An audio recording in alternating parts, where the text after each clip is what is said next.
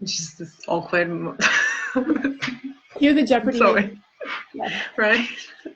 Hey. All right. Yay. We're here.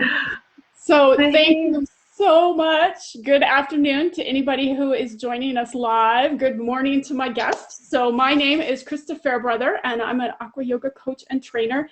And I'm very excited to have a guest on with me today who's going to be talking to us about some strategies for dealing with hair loss in the pool. So Sheridan, if you would please introduce yourself and take it away.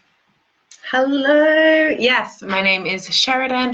I am yoga teacher, yoga therapist. I'm also a person who doesn't have any hair. So I've had alopecia since I was about 7, and I live in Australia. Australia is very water oriented. We like to swim a lot. So this is something that I've kind of spent a lot of time thinking about, dealing with hair loss in the hair. Yeah, that's kind of a little bit about, like, that's the short story of it. Yeah. Thank you for sharing. And I really appreciate your story and bringing that perspective to people in the pool, because it's something a lot of pool professionals don't think about. But the number one barrier we often hear is, well, I don't want to get in the pool because of my hair. And it's more commonly like I spent 4 hours in the beauty parlor, or I don't want to get it wet. But then there's a whole nother population who lives with these issues that they have some discomfort talking about.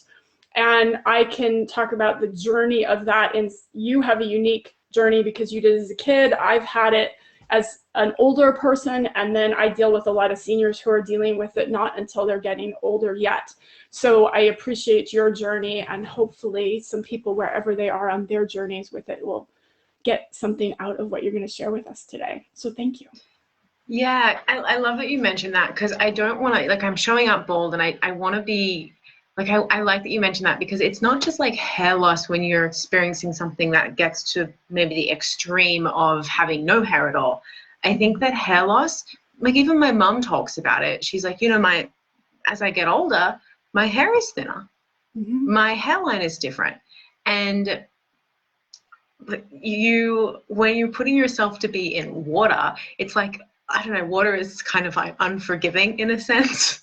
It's kind of like, there it is. Yes. So yeah, let's just normalize that hair loss, hair thinning, hair changing, it happens to probably all of us, like all women. Mm-hmm. And I think we don't really speak about it. It's kind of like the elephant in the room, and we just kind of, we see everyone with their hair that's better than ours, and we kind of just assume that they feel great about it, but possibly they don't. We just kind of don't. It's like a secret. Mm-hmm. Yeah. Right. Yeah. When men have to deal with, it's very upfront for men, right? It's right there. Yeah. But for women, we don't necessarily talk about it, or we make assumptions about why people are losing their hair that aren't necessarily true. And then so we're not showing up with them for the full empathy that we could in terms of whatever their journey is, rather than seeing it as an opportunity for education and connection. We see it as a barrier, or maybe, oh, they're embarrassed, I don't want to talk about it. Or so I appreciate that you said that, hey, let's normalize it, because it is just part of life. And for most of the problems we're going to face, I try to have the attitude of, hey, it's better to have the problem because the alternative is elbows knocking wood, and at least I'm here and I get to show up and have the problem. Oh my gosh, so true. Yeah. And it's cool that you said, like, having like the empathy, or assuming, because I guess that's kind of the first thing that I would like to touch on, because we often have our own experience with hair loss, in that we either have no experience or we have a certain type of experience. Like, maybe, let's say Sally is embarrassed of her thinning hair. So when she sees Jennifer, and Jennifer doesn't have any hair, Sally might think, oh my God, poor Jennifer. Mm-hmm. Oh, poor Jennifer. Oh my God, I cannot even imagine if I didn't have any hair. Like, I would literally, that's the worst thing that could happen. Mm-hmm. But we don't know if Jennifer actually feels that way. So, and at the same time, if Jennifer feels really good about her hair loss and Sally feels not so good about her hair loss, like, we don't want to take Jennifer's story and just put it onto Sally. Mm-hmm. Everyone has their own unique experience. So there's two things like that. It's when you're remembering to speak to somebody about it, remember just kind of maybe ask them. And it's refreshing because it reminds you that the story that you have and the feelings that you have about what your hair looks like or doesn't look like is one perspective. Mm-hmm. And it could also be another perspective. And like we do this a lot in yoga. You can look at, I don't know, like we can look at a lunge from a point of strength, and we can look at it from flexibility. We can look at it from a point of self-study, reflection, going inwards. We can look at it from a point of, I want to make a certain shape with my body because someone's going to take a photo. Like there are all these different perspectives that we can adopt on the exact same thing. The thing doesn't change. Well, it might change very slightly, but it's the same thing. We just choose a different perspective. And it's I don't know, it's really freeing to be, like when I think about aqua yoga, I think it's nice because you're practicing the tool that's helping you adopt these bigger perspectives. And at the same time, that tool is inviting you to adopt the inner perspective, and they both strengthen the other and work together. Yeah, that's a great analogy to bring it back to the poses, because I think that's what most people are most comfortable with and what most people think of yoga as, and forget that the whole larger school of yoga applies to every aspect. So those same tools you would use in your physical postures that you're probably pretty comfortable with if you've been a yogi for a while, those are the same things that help you when you start to develop other things that are maybe about your self-confidence or some of your internal self-speaking about yourself, self-referencing, or the other one is kind of that judging of others, like should you maybe stay in your lane, right? So the whole, am I looking at my own posture or am I looking at somebody else's posture and thinking, oh, maybe they could do something better? It's like, no. Same thing we would say about staying in your own warrior posture applies to this as well. So yeah, that's a great analogy, because I think people can really see that. Even if you haven't studied yoga philosophy, you can say, oh yeah, those tools I'm using in the postures can help me in other aspects.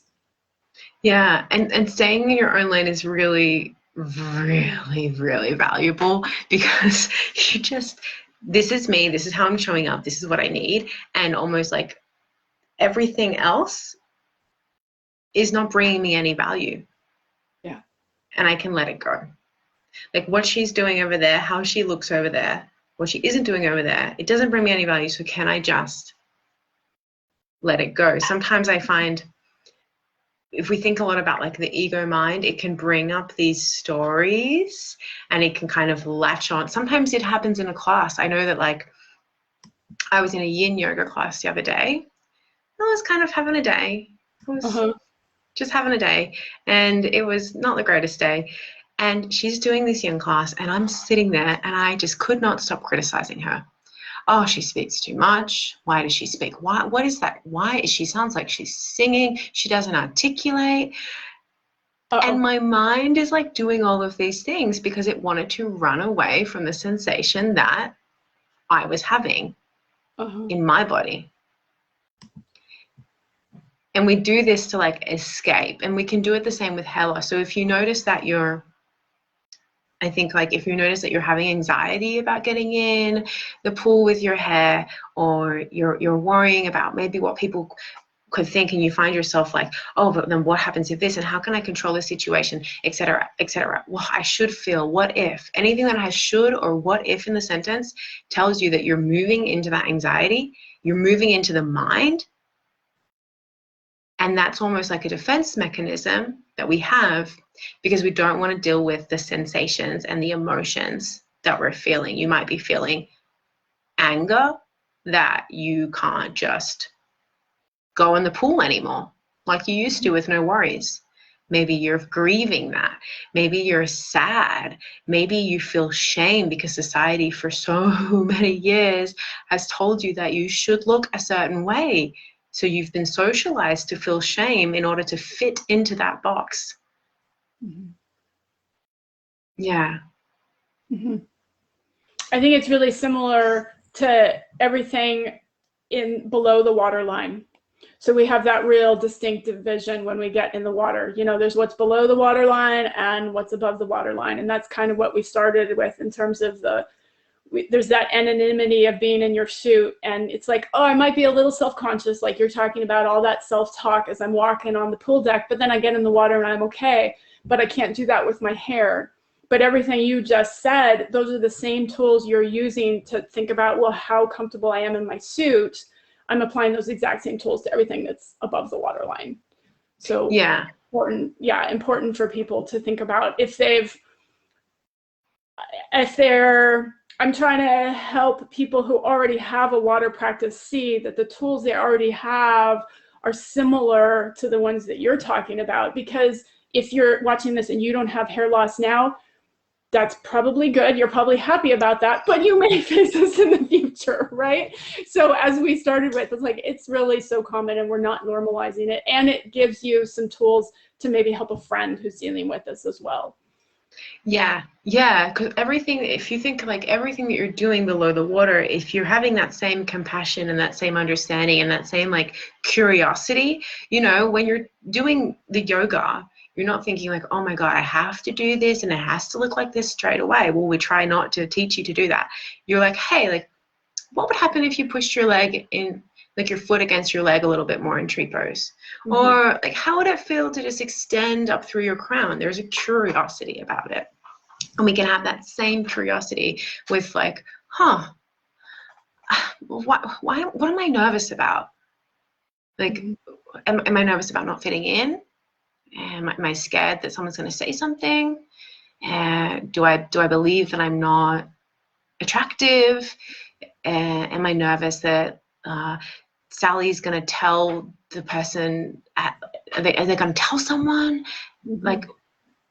Like having that same, using that tool of curiosity and having that same curiosity, because if you're feeling like insecure about anything, literally anything, it can be hair loss. That's really specific one. But if you're feeling insecure, it's because there's a belief or a fear underneath that is in conflict with the secure part of yourself that knows that it's okay.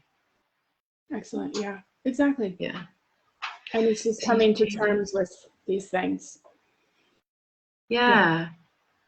And we have, like, our minds are so powerful. We can recreate beliefs, and we can go back and rewrite some of the ones that we picked up along the way and didn't totally realize that they weren't really that empowering. We really can do that, and we can. This sounds like, I feel really called to say this, but it sounds like so. Sometimes I feel like it's a bit too much. But like, we can literally be like a beacon of light to somebody else by just saying, I wanted to wear this, and this is how I look. Like, nobody looks at a woman who is standing in herself, confident in who she is, in her imperfections, and genuinely judges her. Mm-hmm. If they say anything to criticize her, it's because it's a reflection of how they feel about themselves and how they kind of wish that they could be like that. Mm-hmm. That person is always a leader and always an inspiration. It's about the other person, not about you. Yeah. Yeah. Exactly. Anything that anyone could ever think or say is about the other person and not about you. And I don't know, but like, maybe someone can relate, maybe you can relate. Have you ever been in a yoga class and you feel like everyone else has just nailed their downward dog and you just have no idea what you're doing? Yeah. Or they're like, you're doing like some pose or like some breath, or like it's like a new breath practice and everyone else is exhaling at the right time and you're like, what the fuck am I doing? Like 1, 2, 3, 4, 5, is it 6?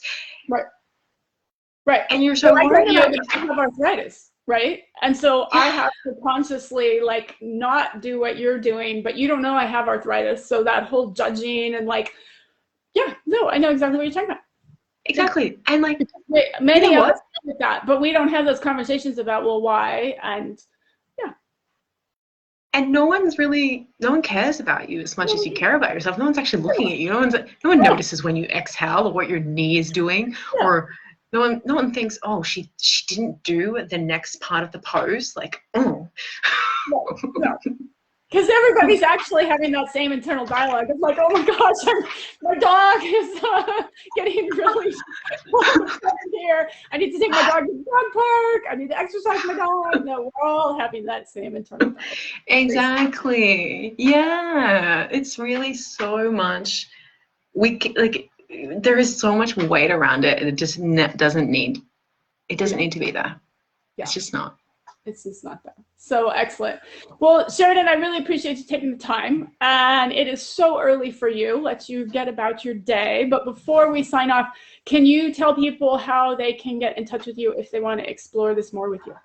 Yes. So you can find me on social media, Sheridan Ruth, SHERIDAN RUTH. If I'm on Instagram, it's _before and afterwards, after my name, or just SheridanRuth.com. At the moment, we're doing enrollment for Acceptance and Confidence Ascension, which is for women with hair loss to find more acceptance and confidence and get rid of that self-doubt and all of that internal dialogue. So yeah, that's where you find me, and it's been really cool to connect with you. Thank you for taking the time. I'll put those links in the comments, so those are easier to find. And have a great day. I really appreciate you taking the time. Om Shanti. Thank you. Thank you. See you soon. Bye. Bye.